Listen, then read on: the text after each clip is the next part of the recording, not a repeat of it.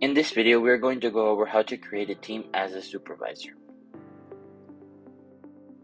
To create a team manually, the first step is to select the Manage Teams option in the menu bar.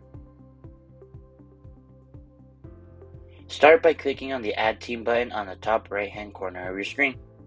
You will see a slide out to add details for the new team. You can enter the team name, and optionally, you can enter a brief description of the purpose of the team. Please note the team slug will be automatically generated based on the team name you enter. However, you can change that manually. Also, please note you are required to enter a team name.